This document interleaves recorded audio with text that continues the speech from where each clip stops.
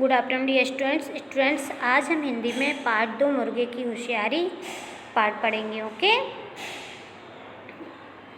चलिए करते हैं स्टार्ट। बहुत समय पहले की बात है। भोर होते ही मिट्टू मुर्गे की आँख खुल गई। वह अपने दरबे से बाहर निकला, एक अंगड़ाई ली और अपने पंख फड़फड़ाए। इससे उसका आलस्य दूर हो गया। फिर पास के पेड़ के तने पर चढ़कर उसने सामने देखा। अभी सूरज उगने ही वाला था। उसने जोर जोर से मांग लगाई, कू कुकड़ू कू।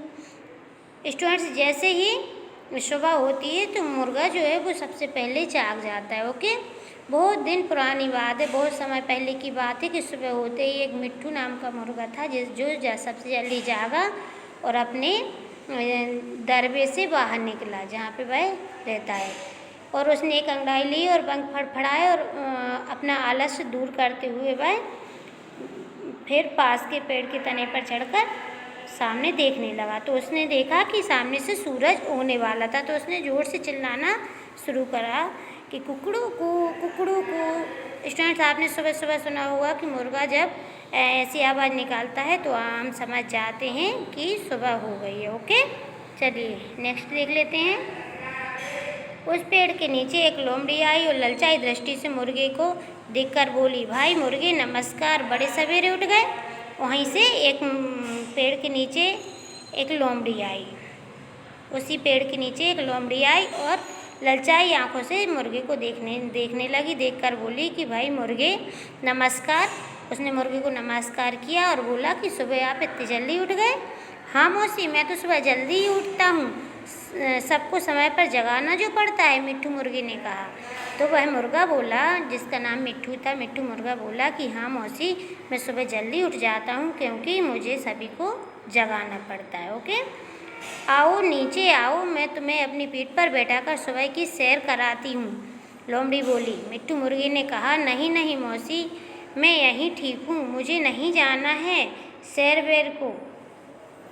तब लोमड़ी बोली, आओ आओ नीचे आओ, मैं तुम्हें अपनी पीठ पर बैठाकर सुबह की सैर कराती हूँ, ऐसा लोमड़ी ने बोला। तो मिट्टू मुर्गे ने कहा, नहीं नहीं मौसी, मैं यहीं ठीक हूँ, मुझे नहीं जाना सैर वेर पर। लोमड़ी बोली, अरे चलो ना, सुबह की सैर से तुम्हारी तंदुरुस्ती और बढ़ जाएगी। तब लोमड़ी बोली कि नहीं चलो, तुम सुबह की सैर करोगे तो तुम्हारी तंदुरुस्ती और ज़्यादा बढ़ जाएगी। ओके, मुर्गा वहीं से बोला, मुझे नहीं जाना तुम्हारे साथ, तुम मुझे खा जाओगी। तब मुर्गे ने बोला कि लोमड़ी से कि नहीं, मैं तुम्हारे साथ नहीं जाना चाहता, मुझे तुम खा लोगी। नहीं नहीं, मैं तुम्हें कैसे खा सकती हूँ, तुमने सुना नहीं, जंगल के राजा ने ढिंढोरा पिटवाया है कि अब कोई भी किसी को नहीं खाएगा। तब मौसी बोली, लोमड़ी बोली कि नहीं नहीं, मैं तुम्हें नहीं खा सकती हूँ, यदि मैं खाना भी चाहूँ तब भी नहीं खा सकती, क्योंकि तुमने सुना नहीं, जंगल के राजा ने, जंगल का राजा कौन होता है, शेर, तो उसने ढिंढोरा पिटवाया कि अब कोई किसी को नहीं खाएगा। ओके, मुर्गे ने कहा, मैंने तो नहीं सुना। जब लोमड़ी ने ऐसा बोला तो मुर्गे ने बोला, मैंने तो नहीं सुना ऐसा।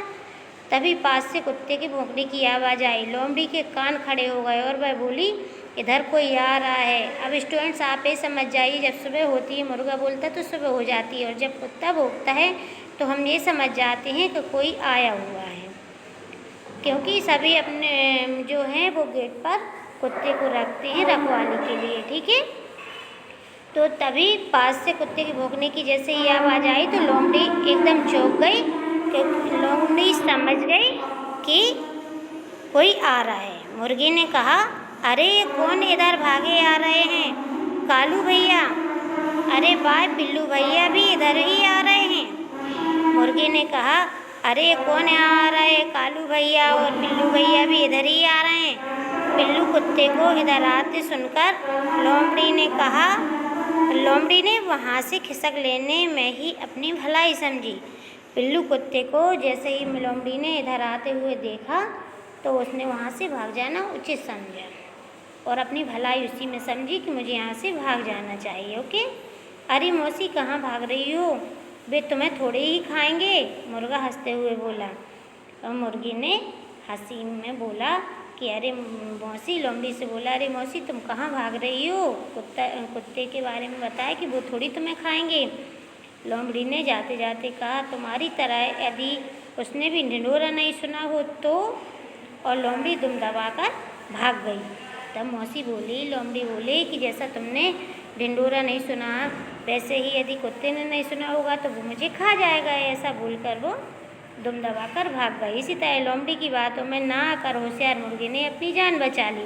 स्टूडेंट्स, यहाँ पे समझने की बात ये है कि जो लोमड़ी है वो बहुत होशियार थी। मुर्गे को बातों के जाल में उलझाकर पेड़ से नीचे उतर के आने को बोल रही थी ताकि वो उसको खा जाए, लेकिन मुर्गे ने समझदारी दिखाई और वह पेड़ से नीचे नहीं आया और लोमड़ी की बातों में नहीं फंसा। ओके स्टूडेंट्स, तो आप लोग आई थिंक पाठ को अच्छे से समझ गए हो। यहाँ पे शब्दार्थ दिए हुए।